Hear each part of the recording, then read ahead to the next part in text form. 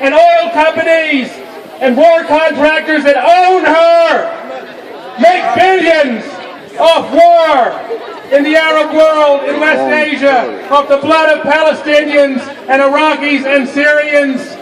The banks on Wall Street, the military firms, the big oil, they float off tribute from the Arab world, and they see Israel is, in the words of Alexander Haig, Ronald Reagan's Secretary of State, our unsinkable aircraft carrier.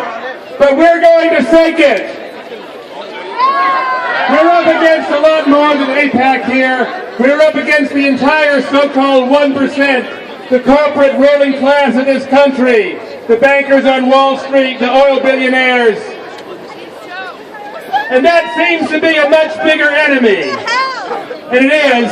But it also means we got a lot more allies. Because Israel is part of a military security state, police state that runs this country, that murders people of color every day, just as the Israeli military and Zionist settlers murder Palestinian children every day, making war from Ukraine to Syria. And everyone who is being robbed, the communities like Clinton, Michigan, Detroit, Baltimore, who are being plundered to pay for the military, they are our allies. The Black Lives Matter movement, the people of color fighting against police terror are our allies. And they know in Palestine, and together we will break down this monster. Israel is part of the apartheid state, but it's also part of a system of global apartheid. The rich, and the poor. Some say it is not realistic for the Palestinian people to enjoy the right of every people to return and live in peace and freedom of every corner of their homeland. The only thing that makes that unrealistic is the steady flow of dollars and bombs and planes and weapons of mass destruction from the United States.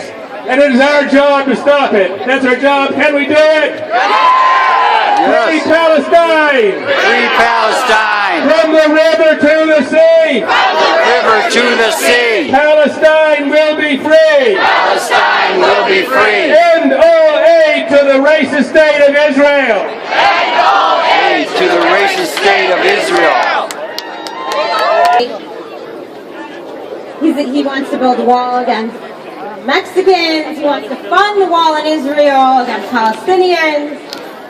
But the Answer Coalition, we've fought those kind of racists since day one. Since 9/11, the Answer Coalition formed just a few days after, right? And we understood the hate that would follow 9/11.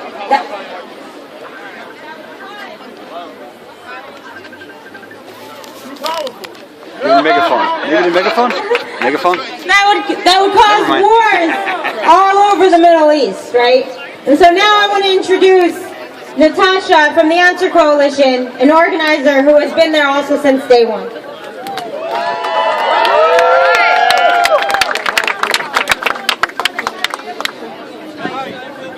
Free, free Palestine! Free, free Palestine! Free, free Palestine! Free, free Palestine! Sisters and brothers, we're here today in the belly of the beast. The beast that terrorizes the entire world, that does not support people at home, that closes schools, that takes away our education and our freedom, who kills children, black children, and every day in the streets, and uses their influence and their money, sending $3 billion a year to the state of Israel to terrorize the Middle East. And now Netanyahu's asking for even more, $5 billion. We are here today to stand with the Palestinian people, to say no, to say that they need to go home, that they matter.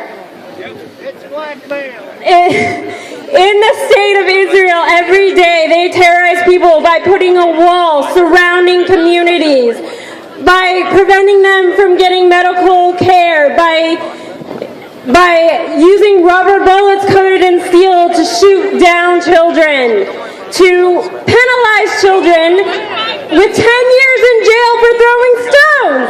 I of Israel. And we need to let our voices be heard. Today, when the AIPAC conference is going on and all the politicians of the U.S. are supporting Israel, and we in this voting election need to make our voices be heard and say that enough is enough. Yes.